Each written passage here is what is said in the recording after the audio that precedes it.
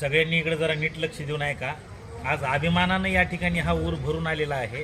त्याचं कारण हे आहे की विशाल राठोड आहेत, त्यांचा हा व्यवसाय आहे.